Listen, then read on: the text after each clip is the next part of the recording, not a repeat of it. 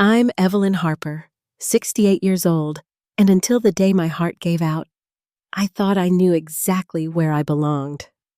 The lake house my husband and I built with our own hands had been my anchor for 25 years. The morning started like any other. I set out cornbread and jam for our guests, pinned on my old name badge, and took a deep breath of the pine-scented air. By the end of that afternoon, I would wake in a cold, white hospital room with tubes in my arms and a note from my daughter telling me to call when I was discharged. What I didn't know was that the locks on my home would already be changed before I even stepped back inside.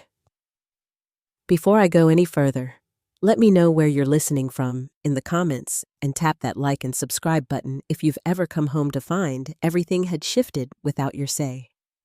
I was born in a small Ohio town where folks valued hard work more than grand gestures.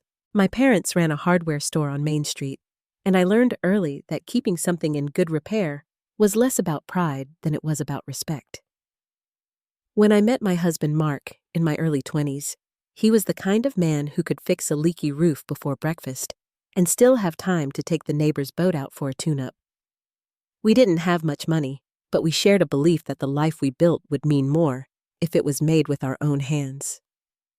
That's how the lake house began, a modest cabin, at first expanded over the years into a warm, rambling lodge where guests came for the still water and the loon's calls at dawn. For decades, that place was more than just our livelihood. It was where our lives unfolded. We planted sugar maples along the drive, patched the dock each spring, and welcomed city families who left with sand on their shoes and quiet in their eyes. After Mark passed, I kept the lodge running through early mornings and long winters, finding comfort in the rhythm we had set together. Haley, my only daughter, grew up here, though. Over the years, her visits became shorter, her voice on the phone quicker clipped between meetings. She had married into the Vaughn family, whose world was measured in investments and opportunities, not seasons and weather patterns. That autumn, the lodge's 25th anniversary brought neighbors, old guests, and even the mayor to celebrate. I remember setting out extra pies and smoothing the tablecloths with hands that still ached from the morning's baking. Haley arrived alone, no husband or children, her eyes already on her phone. I caught pieces of her conversation on the porch, words like asset leverage and rural value opportunity, phrases that didn't belong to the life I knew. I told myself it was just business talk, nothing to do with me. The hall was full when I stood to thank everyone. The warmth from the fireplace, the banjo music, the sight of familiar faces. It all swelled in my chest until something sharp and heavy gripped me. My note cards slipped from my fingers, scattering across the floor. One landed near Haley's feet, and she didn't move to pick it up. The rest is a blur until I opened my eyes in the ICU 9 days later. No flowers, no visitors, just a folded sweater on the chair and a sticky note in Haley's handwriting telling me to call when I was ready to leave. 2 days later, when I finally made that call, I had no idea that returning home would be nothing like I imagined, or that the life I had kept alive through grief and hard winters was already being quietly dismantled. When I finally called Haley to say I was ready to come home, she told me she had already arranged for someone to pick me up. There was no pause in her voice, no question about how I was feeling. The car that arrived wasn't hers, but a dark SUV I didn't recognize, driven by a young man who kept his eyes on the road and his hands at 10 and 2. He didn't speak until we reached the bottom of the gravel drive. Then he stopped, shifted into park, and said this was as far as he'd been told to go. That word "told" stayed with me as I stepped out, my overnight bag in one hand and the hospital discharge papers in the other. The air was colder than I remembered. Without the welcome mat or the big planter that used to flank the front door, the porch looked bare. A new keypad lock blinked red where the old brass keyhole had been. I knocked once and waited, listening to the quiet. When the door opened just a few inches, Beverly Vaughn stood there in my windbreaker, a mug in her hand that used to sit in my kitchen cabinet. She didn't step aside right away, only saying they hadn't expected me back so soon. When I told her this was my home, she explained that Haley had said I'd be in a rehab facility for a while. Her tone was smooth, her frame blocking just enough of the doorway to make the message clear without raising her voice. She let me in after a moment, mentioning how she and Robert had been keeping the place running, repairing pipes, tending to an electrical short. Inside, the layout was the same, but the details were wrong. My rocking chair was gone. The bookshelves had been rearranged, and the photograph of Mark and me that had sat near the fireplace for decades had vanished. In its place hung a carved wooden plaque reading, "The Vaughn Family Retreat." Robert was at the kitchen table, a phone tucked to his ear. Blueprints spread out in front of him. I caught a glimpse of the heading, Phase 1 Development Retreat Renovation Timeline. He gave a quick wave without looking up. 20 minutes later, Haley came in hugging me in a way that touched neither of us. She talked about how hectic it had been, how Beverly and Robert had stepped in to help. Then she said the lodge had become too much for me to manage and suggested we'd need to talk about options. The words were careful measured, but the meaning behind them was anything but gentle. The next morning, I woke earlier than the rest. The kitchen, which had once been a place for quiet coffee and the smell of bread cooling on the counter, was already alive with voices. Beverly sat at the table scrolling on a tablet, drinking from another one of my mugs. Haley stood near the sink speaking into her phone about square footage and site approval forms.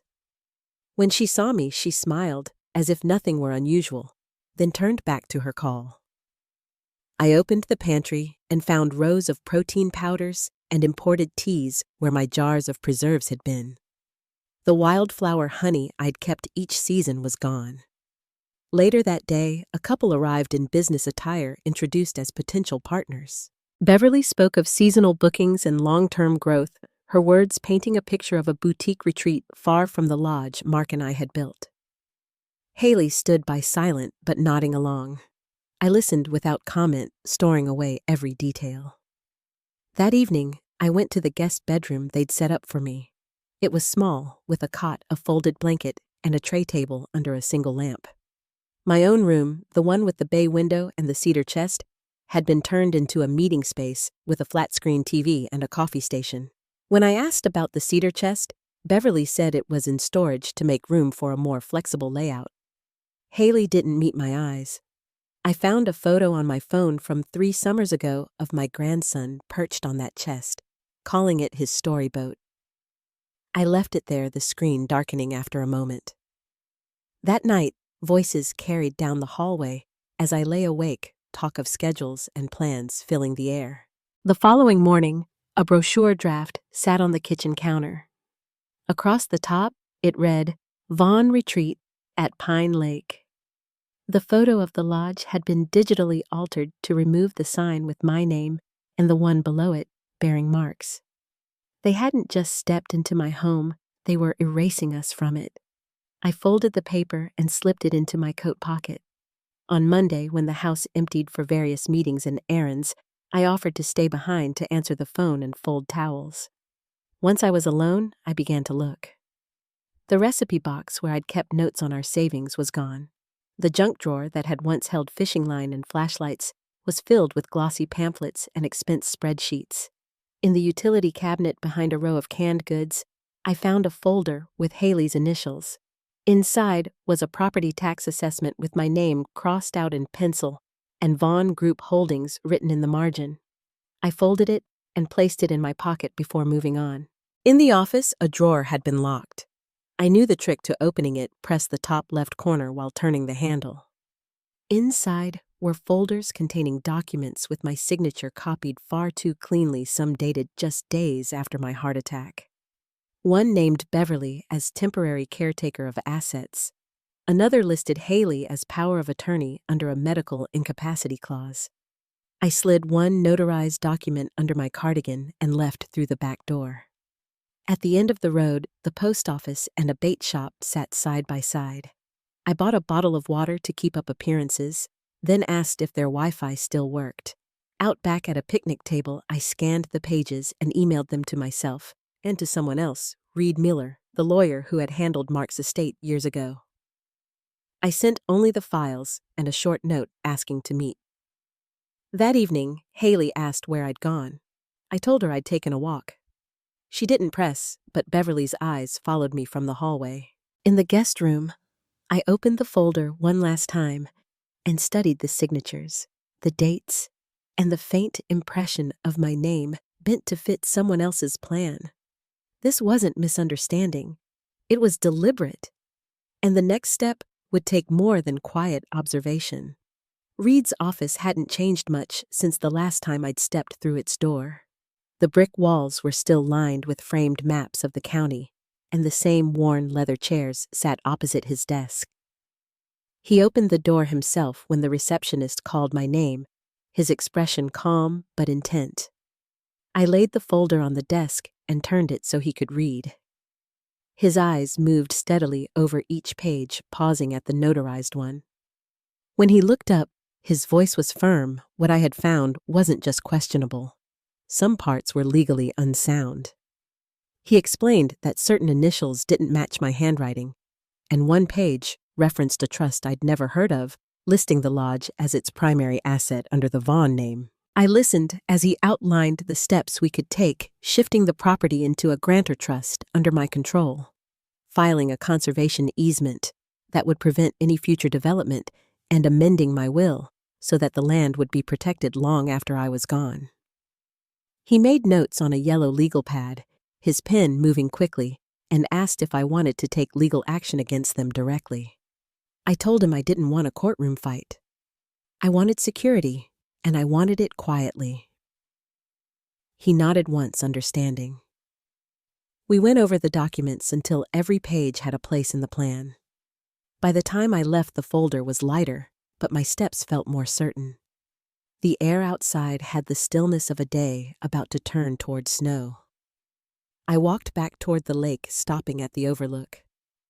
The water was smooth, and a single loon cut across the far end, leaving a clean ripple behind. When I returned to the lodge, the dining table was set for a dinner I hadn't heard about. Haley was arranging pine cones in a centerpiece while Beverly moved place cards into neat rows.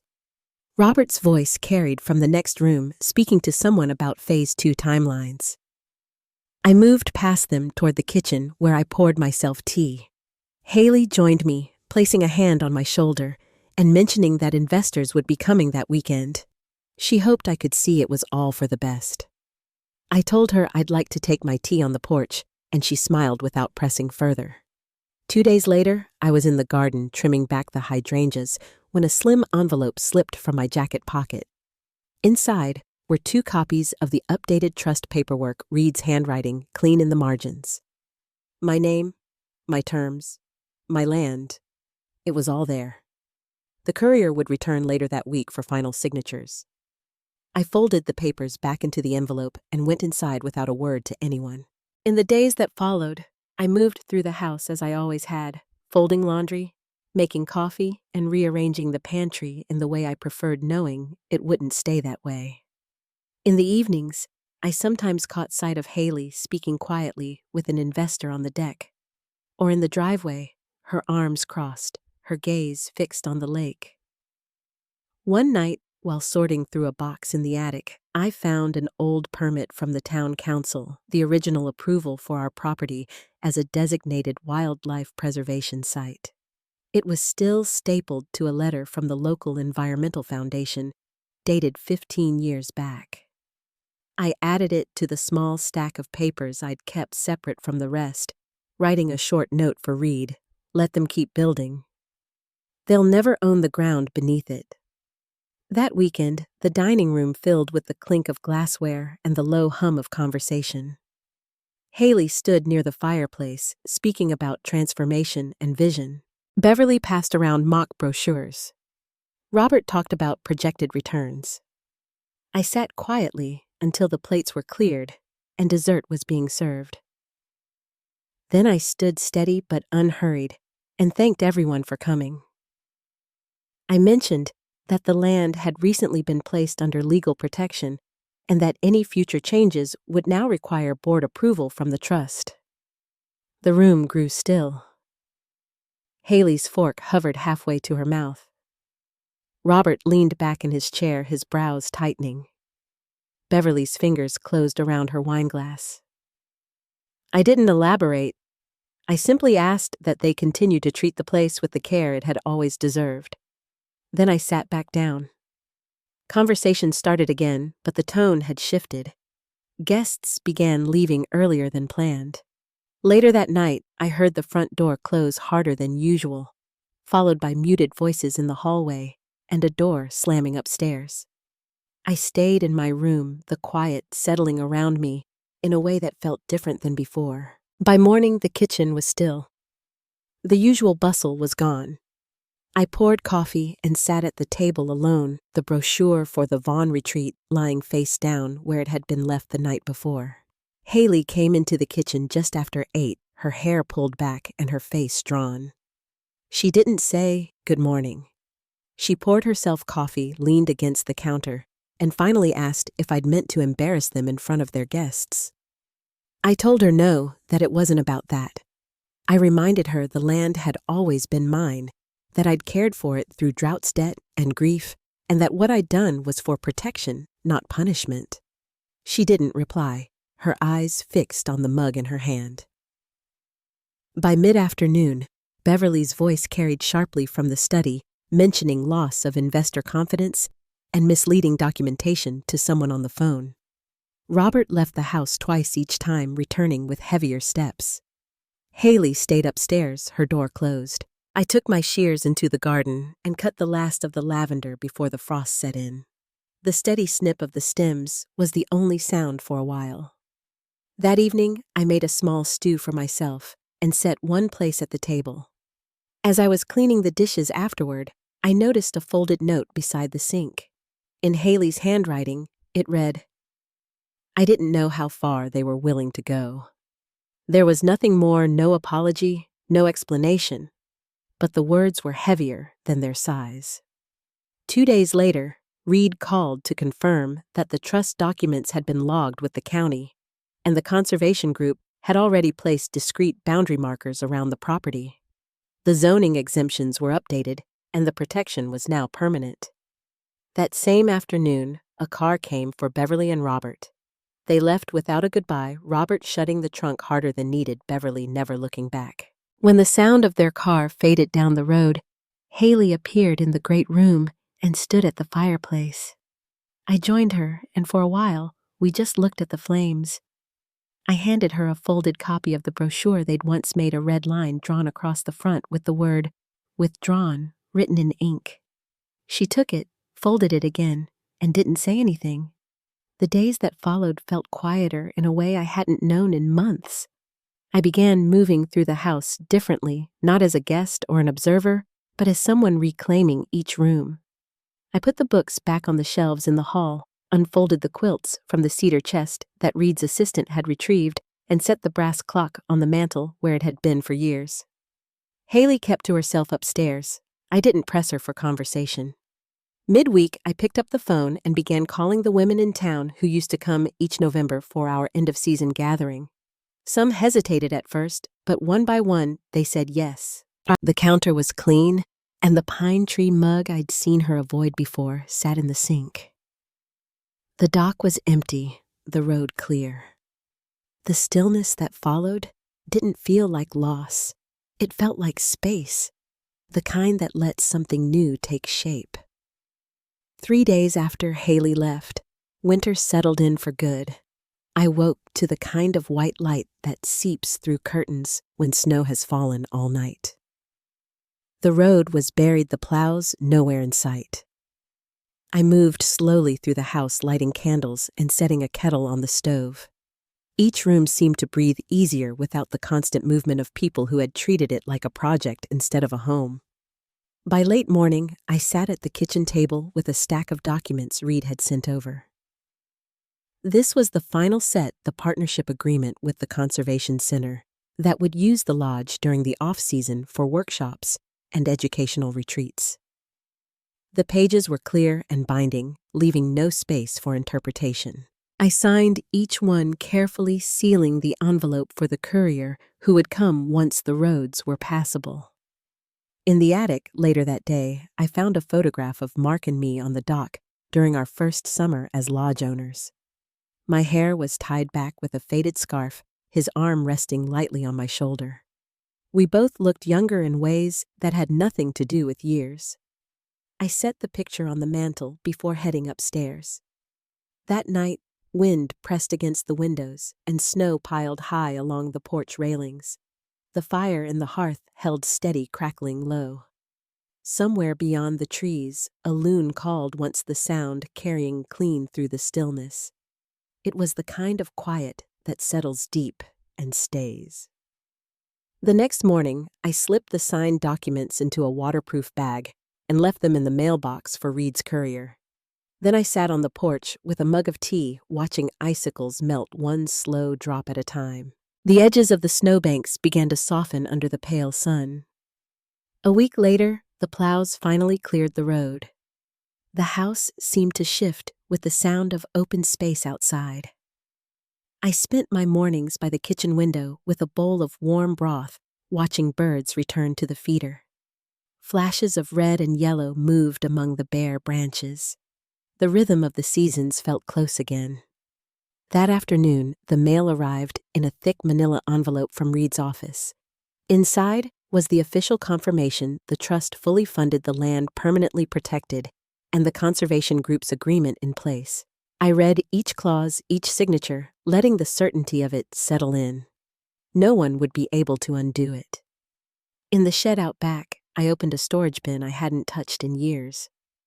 Inside was a crate of guest journals from past seasons. Guests had written about the stars, the stillness, the meals at the long pine table. One entry caught my eye. A woman wrote that the house had given her space to remember who she was before life became noisy. I carried the crate back inside and set it by the fireplace. That evening, the phone rang. Reed's assistant told me a newspaper had inquired about the trust and the land transfer, wanting a quote for a story. I declined. Some things belonged only to the people who had lived them. Before going to bed, I walked slowly through each room. The air felt warmer now, not from the fire alone, but from the way the house had settled back into itself. In the guest hallway, I paused at the window, where faint pencil marks still showed Haley's height as a child. The lines were almost worn away, but still there. I turned off the lamp and went to my room, the sound of the wind fading behind me. The first spring rain came in slow and steady tapping on the kitchen roof while I brewed tea. The lake was still half covered in ice, but the pines along the shore glistened dark against the gray sky. From the porch, I could see the garden beds still dormant under patches of snow. I knew the daffodils would push through soon. They always had. Later that afternoon, I carried a notebook down to the dock. The boards were damp under my boots, and the air smelled faintly of wet cedar. I'd started writing again recipes I hadn't made in years, lines I remembered from old guest conversations, bits of thought that came when the house was quiet. The pages filled without effort, each word settling where it belonged. Just before sunset, I heard the sound of tires on gravel. I didn't stand, only looked up as a familiar figure stepped from a car. Haley wore a long coat, no bags in hand, a small folder tucked under her arm. She paused when she saw me, then walked slowly down the path toward the dock. The wind shifted, carrying the scent of rain between us. When she reached me, she sat at the far end of the bench. Neither of us spoke at first. She set the folder beside me and opened it. Inside were several brochures, a proposal for a retreat center on a property miles from here. The lodge, our lodge, wasn't mentioned anywhere in the plans. She said she understood now why this place had to remain as it was, but she still wanted to build something of her own. I nodded, closing the folder. There were no apologies, no explanations, only the sound of water lapping against the pilings. We stayed there until the light turned violet, and the chill deepened. Then I rose and walked back toward the house. She stayed on the dock a moment longer, watching the water. That night, the lamp in my room burned later than usual. I didn't feel like I had gained or lost anything, just a sense of balance I hadn't known in months. In the morning, I found the folder on the kitchen table. She had placed it neatly, a pen resting on top, as if to invite my thoughts. I left it there and went about the day. The snow melted in slow patches, and the first shoots of green appeared along the garden's edge. By mid-afternoon, the sound of her car pulling away carried easily through the open kitchen window. I didn't look out, just listened until the road went quiet again. I woke before dawn and found the house quiet, the kind of silence that felt heavy with things left unsaid. The morning light crept through the windows, casting off shadows across the worn floors. I brewed coffee and settled by the kitchen window, watching the first birds return to the feeder. It felt like the world was easing back into its rhythm, slow and steady. Later, I moved through the house, carefully setting quilts back on chairs and unpacking old books to their places on the shelves. The brass clock that Beverly had replaced with a glass sculpture now stood quietly on the mantel again. Each familiar object felt like a small reclaiming of what had been lost. Haley stayed mostly upstairs, her footsteps light and infrequent. I didn't ask her to join me. There was too much distance to bridge with words alone. A few days later, I started calling the women in town who had once gathered here for our annual November dinners. At first, some hesitated, unsure if the old tradition still held meaning, but one by one, they said yes.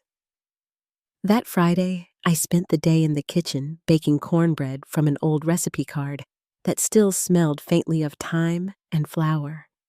I simmered cider with cinnamon and cloves and pulled out the Dutch oven that had sat boxed away for months.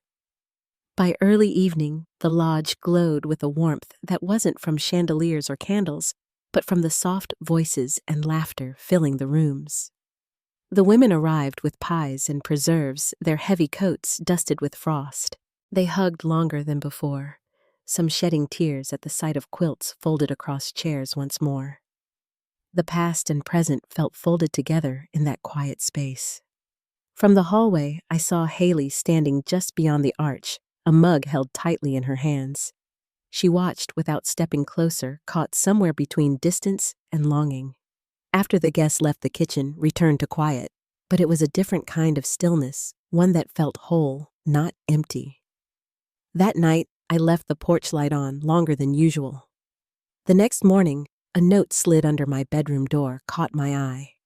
Haley's handwriting said she would be leaving the next day, needing time and space to think.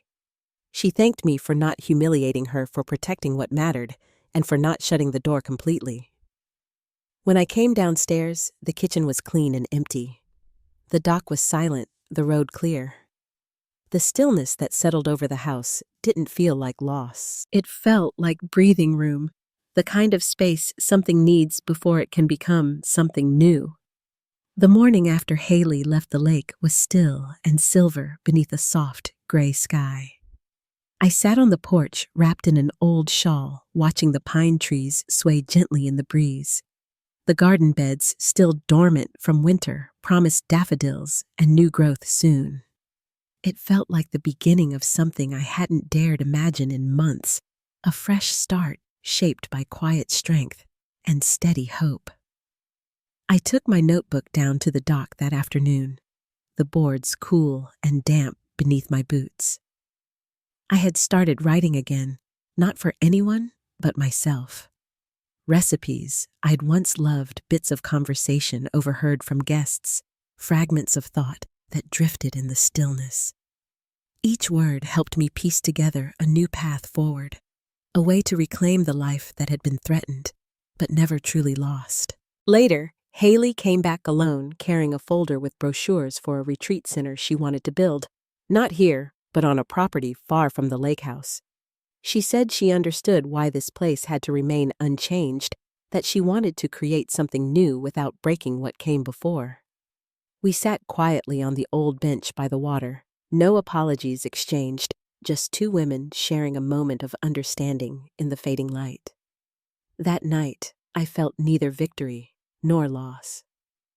Instead, there was calm, a steady knowing that I had protected something precious, a legacy of love and care that no one could take away. Haley left the next day, the road quiet again behind her, and I let the stillness settle around me like a gentle embrace. Looking back, I realized that justice isn't always loud or immediate. Sometimes, it's the slow, patient reclaiming of what's rightfully yours, a quiet resistance that gathers strength in silence. The house, the land, the memories, they were never just things to hold on to. They were the roots that grounded me, the threads that tied my story to the earth beneath my feet. If this story has touched you, I invite you to think about the quiet battles you faced and the strength it takes to stand firm. Share your thoughts or stories below, and if you find comfort here, please consider subscribing, because sometimes the most important voices are the ones we've barely heard.